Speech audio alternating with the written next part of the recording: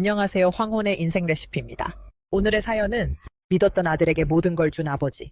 하지만 그 다음 날 그는 믿을 수 없는 일을 겪게 됩니다. 지금 그 이야기를 시작합니다. 여러분 구독과 좋아요는 저희에게는 아주 큰 힘이 됩니다. 어제는 그 애들이 찾아왔습니다. 한때 내 자식이었고 내 전부였던 사람들 말입니다. 저는 70년을 살았습니다. 그중 50년을 오직 가족만 보고 달려왔어요. 새벽에 일어나 생선 경매장 뛰고 밤 늦게까지 상가 청소하며 손톱 밑대 까맣게 물들여가며 모은 돈 전부 다 그 애들 잘 살라고 버텼던 겁니다. 그런데 그날 2024년 3월 15일 내 인생이 완전히 바뀐 그날이 왔습니다. 아들 내외가 찾아왔어요. 손에는 고급 과일 바구니, 얼굴엔 천사 같은 미소를 띠고서 아들 태훈이가 내 손을 꼭 잡더군요. 그동안 고생 많았다며 이제 자기들이 다 책임지겠다고 했습니다. 며느리 수진이는 눈물까지 글썽이며 평생 효도하겠다고 말했죠. 그 순간 가슴이 뭉클했습니다. 솔직히 말씀드리면요. 태훈이가 결혼하고 나서 연락이 정말 뜸했거든요. 명절에도 바쁘다고 안 오고 생일에도 전화 한 통 없었어요. 그래서 더 반가웠던 겁니다. 이제라도 날 찾아주는구나 싶어서. 그날 저녁 태훈이가 고깃집에 데려갔습니다. 1인분에 15만 원짜리 한우집이었어요. 평생 한 번도 안 가봤던 곳. 태훈이는 자기가 쏜다며 카드를 꺼냈고 수진이는 내 앞접시에 고기를 계속 올려줬습니다. 많이 드시라며 건강하셔야 오래오래 함께 계신다며. 그 말 한마디에 눈시울이 뜨거워졌어요.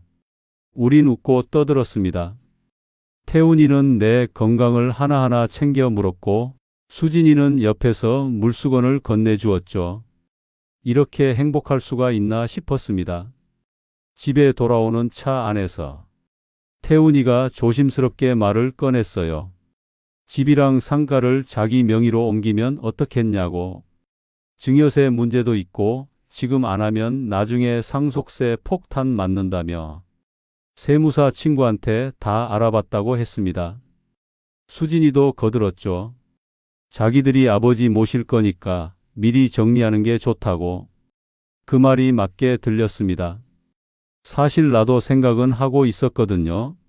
내가 언제까지 이걸 지키나 싶어서. 태훈이가 내 손을 꼭 잡으며 아버지 평생 효도할게요. 라며 말하는 그 눈빛이 너무 진실해 보였습니다. 수진이도 눈물까지 글썽이며 진심이라고 했어요. 그날 밤 한숨도 못 잤습니다. 잘하는 거 맞는지. 태훈이는 내 아들인데 믿어야 한다고 스스로를 다독였죠. 다음 날 태훈이가 서류를 들고 왔습니다. 명의만 바뀌는 거예요, 아버지. 계속 그 집에 사시면 돼요. 나는 떨리는 손으로 도장을 찍었어요. 탁, 탁, 탁. 마지막 장에 도장을 찍는 순간 이상하게 가슴이 철렁했습니다. 태훈이는 환하게 웃으며 서류를 챙겼습니다. 이제 편하게 지내세요. 나머지는 저희들이 다 알아서 할게요. 그날 오후엔 등기소 다녀왔다며 연락이 왔어요. 다 끝났다고, 이제 세금 걱정 없다고. 기분이 좋았습니다. 역시 아들이 있으니 든든하다고 생각했죠.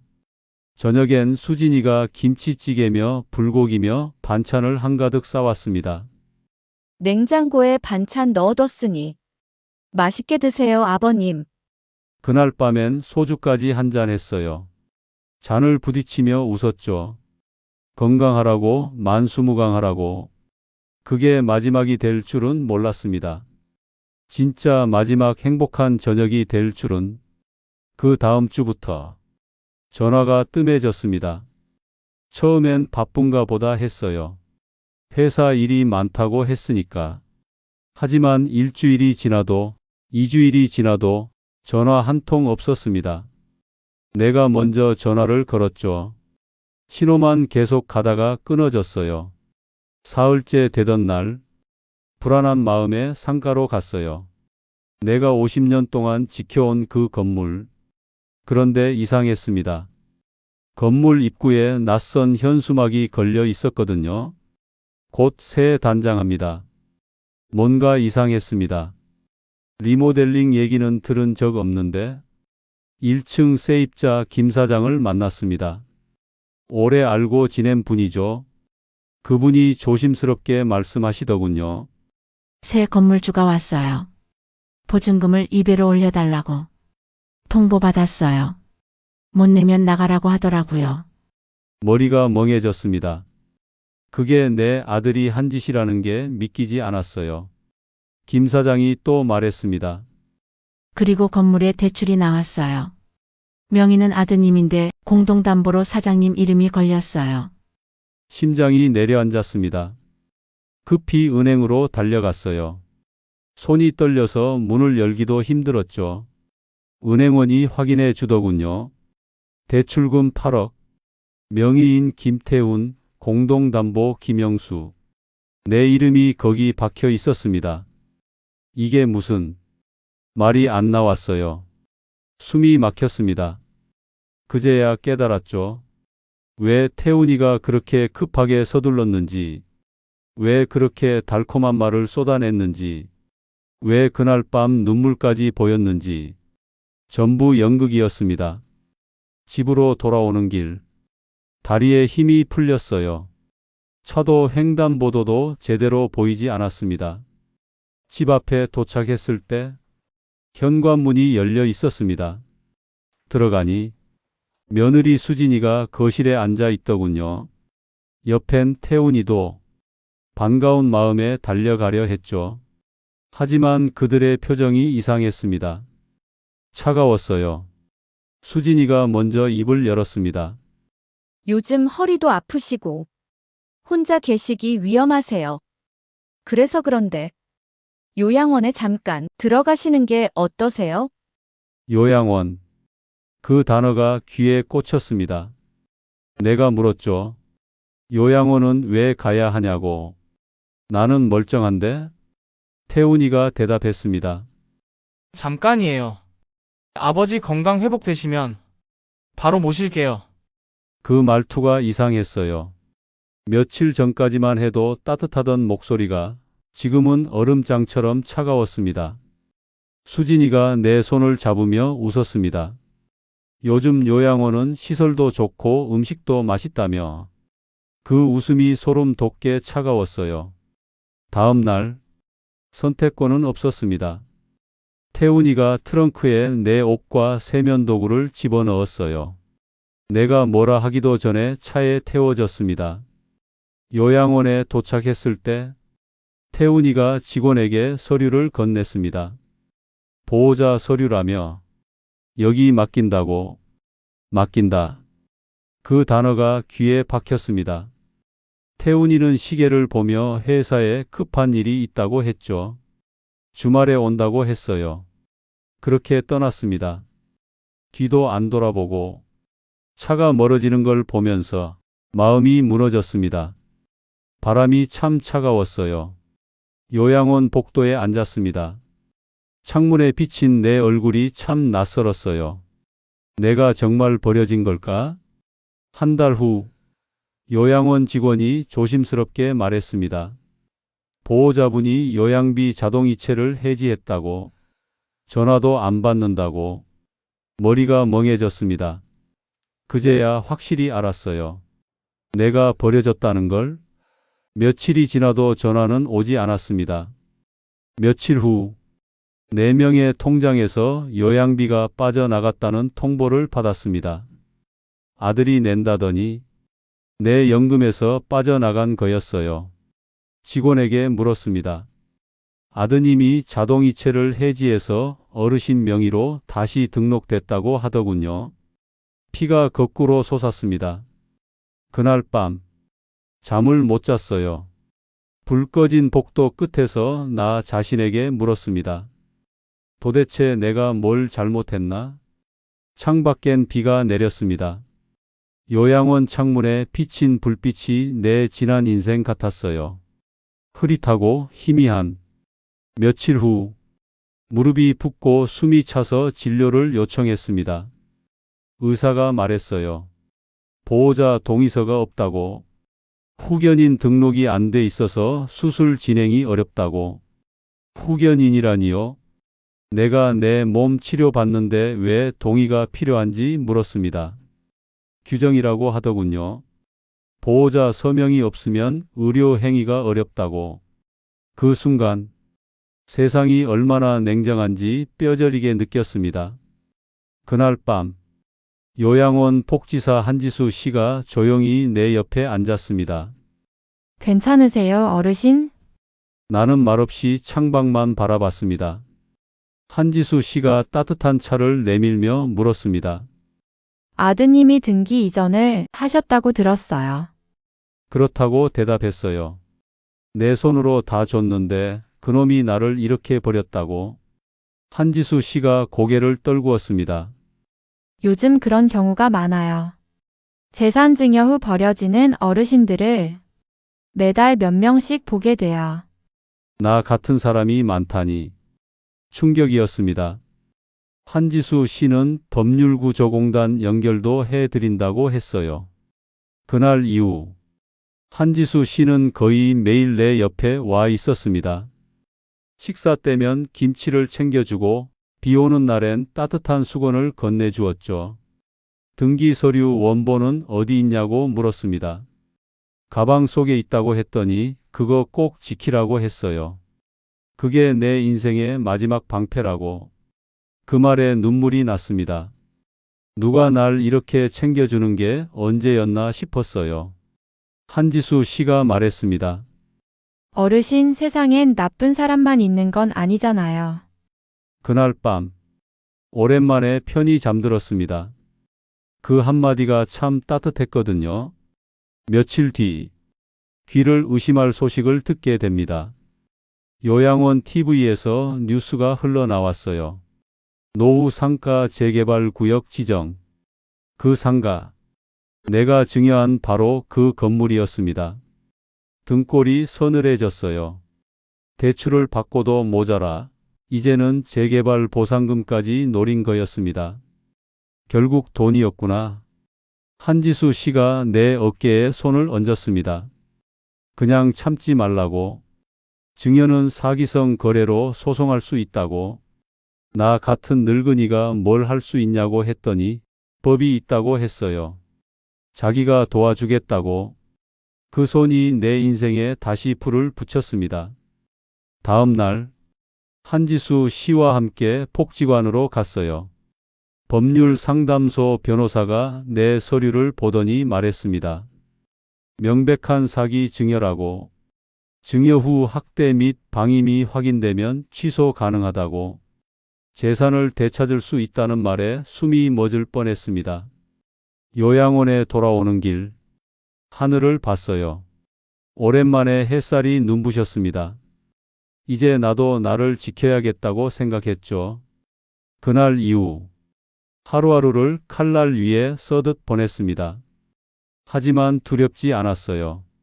이제야 내가 싸워야 할 상대가 누군지 정확히 알았거든요. 한지수 씨가 소장 초안을 건넸습니다. 사기성 증여 취소 소송. 떨리는 손으로 서명을 했어요. 이제 나도 다시 사람으로 살고 싶다고 말했습니다. 그날 내 인생의 두 번째 전쟁이 시작됐습니다. 며칠 뒤 변호사 사무실에서 아들이 보낸 답변서를 받았습니다. 부친을 성심껏 부양했고 요양원 입소는 건강을 위한 조치였다고 적혀 있었어요. 웃음이 나왔습니다. 부양? 조치? 한 줄을 써서 돌려보냈습니다. 그들이 나를 팔아넘긴 날 부양은 끝났다고. 소송이 진행되는 동안 아들 부부는 한 번도 찾아오지 않았습니다. 그런데 신문에 기사가 떴어요.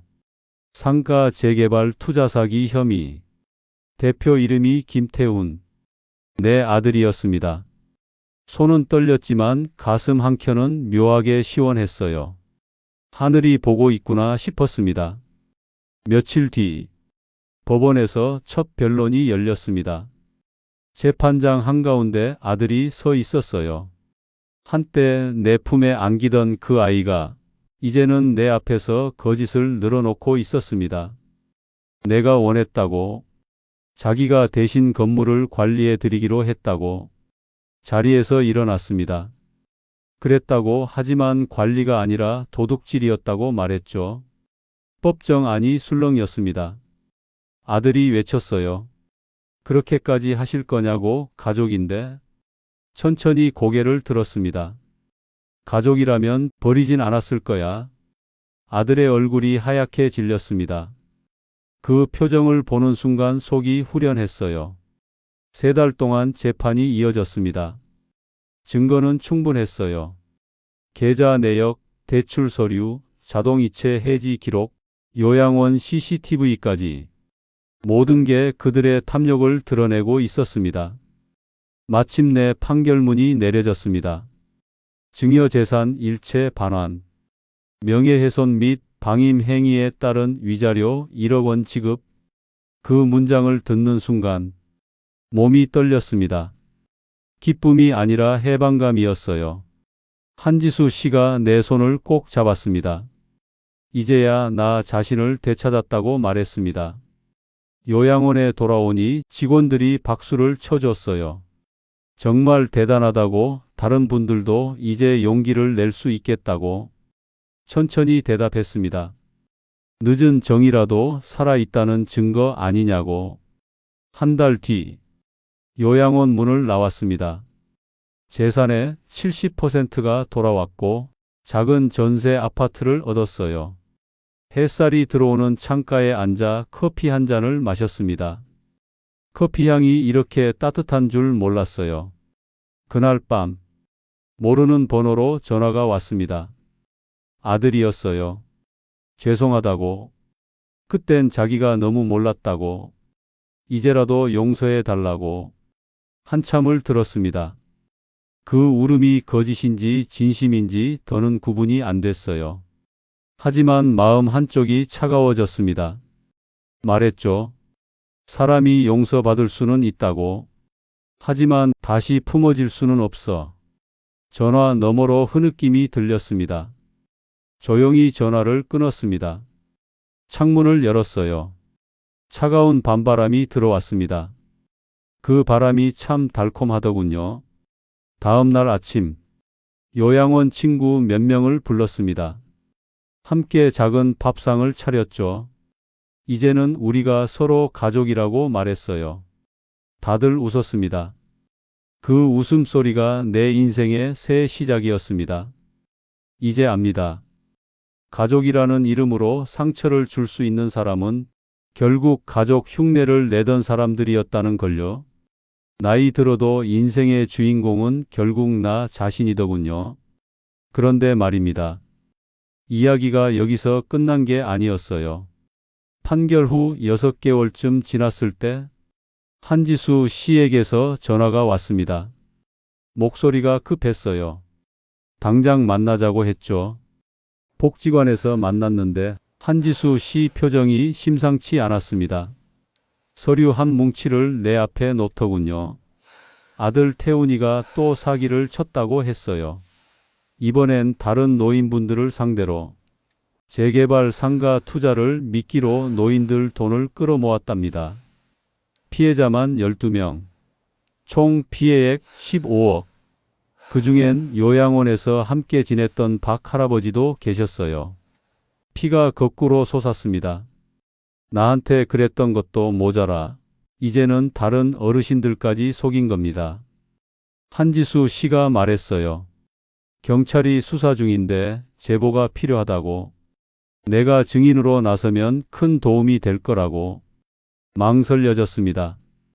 그래도 내 자식인데 이렇게까지 해야 하나? 하지만 박 할아버지 얼굴이 떠올랐어요. 연금 탄 돈 전부를 투자했다가 날렸다는 그분. 이제 남은 건 기초수급비뿐이라던 그분. 다음 날 경찰서로 갔습니다. 진술서를 썼어요. 떨리는 손으로 하나하나 아들이 나한테 어떻게 했는지, 어떤 수법으로 재산을 빼앗았는지, 그리고 다른 노인들에게도 똑같이 했을 거라고 형사가 고개를 끄덕였습니다. 큰 도움이 될 거라고 했죠. 일주일 뒤 뉴스에 났어요. 노인 대상 재개발 투자 사기 일당 검거. 화면에 태훈이 얼굴이 나왔습니다. 수갑찬 채로 가슴이 무너졌어요. 그래도 내 아들인데. 하지만 곧 마음을 다잡았습니다. 이건 아버지로서 한 게 아니라 피해자로서, 그리고 또 다른 피해자들을 위해 한 거라고. 재판이 열렸습니다. 이번엔 형사재판. 법정에 섰을 때 태훈이와 눈이 마주쳤어요. 그 눈빛엔 원망이 가득했습니다. 하지만 나는 피하지 않았어요. 증인석에 섰습니다. 검사가 물었습니다. 피고인과 어떤 관계냐고. 대답했죠. 한때는 아들이었습니다. 법정이 술렁였습니다. 태훈이가 소리쳤어요. 아버지라는 사람이 어떻게 이럴 수 있어요? 자식을 감옥에 보내는 게 맞아요. 나는 천천히 대답했습니다. 지금 내가 여기 선 건 아버지로서가 아니라 내가 속인 12명의 노인들을 대신해서라고. 태훈이가 고개를 떨궜습니다. 판결이 나왔어요. 징역 5년. 법정을 나오는데 다리에 힘이 풀렸습니다. 한지수 씨가 부축해줬어요. 괜찮냐고 물었습니다. 고개를 끄덕였죠. 이제 끝났다고. 진짜 끝이라고. 그 후로 1년이 흘렀습니다. 어느 날 교도소에서 편지가 왔어요. 태훈이였습니다. 편지를 열까 말까 한참을 고민했습니다. 결국 열었어요. 짧은 글이었습니다. 아버지 미안합니다. 감옥에 와서야 제가 얼마나 큰 죄를 지었는지 알았습니다. 아버지께 그리고 제가 속인 분들께 용서받을 자격은 없지만 진심으로 참회하고 있습니다. 출소하면 평생 속죄하며 살겠습니다. 편지를 읽고 한참을 멍하니 앉아 있었습니다. 고민 끝에 펜을 들었어요. 태훈아, 내가 진심으로 뉘우친다면 그걸로 됐다. 하지만 나는 더 이상 내 아버지로 남고 싶지 않다. 내가 갚아야 할 건 나한테가 아니라 내가 속인 그 어르신들한테다. 출소하거든 그분들을 찾아가라. 그게 내가 해야 할 진짜 속죄다. 편지를 붙였습니다. 그리고 그 편지를 마지막으로 연락을 끊었어요. 더 이상 그의 소식을 듣지 않습니다. 용서는 했지만 더 이상 희생당하고 싶지 않아요. 이제 정말 끝입니다. 요즘은요, 박 할아버지와 자주 만납니다. 그분도 투자금을 일부 돌려받았어요. 태훈이 재산을 압류해서 피해자들한테 배분했거든요. 우린 공원 벤치에 앉아 이야기합니다. 오늘 날씨, 내일 계획, 그런 소소한 것들. 김 선생, 다음 주에 복지관에서 영화 상영한대요. 그래요? 뭐 하는데요? 옛날 영화래요. 같이 볼래요? 그렇게 약속을 잡습니다. 그게 내 일상이에요. 가끔 젊은 사람들이 물어봅니다. 어떻게 그렇게 담담할 수 있냐고. 웃으며 대답합니다. 인생은 한 번뿐이라고. 그 한 번을 미움으로 채우고 싶지 않다고. 그리고 말하죠. 나를 배신한 사람 때문에 나를 도와준 사람들을 잊고 싶지 않다고. 한지수 씨, 박 할아버지, 복지관 봉사자들. 그분들이 내 진짜 가족이라고. 요즘 아침은 이렇게 시작합니다. 창문을 열고 햇살을 느낍니다. 오늘도 살아있네. 고맙습니다. 그리고 커피 한 잔을 내립니다. 천천히 마시면서 하루를 계획해요. 오전엔 복지관 가서 봉사활동. 점심엔 박 할아버지랑 식사. 오후엔 도서관에서 책 읽기.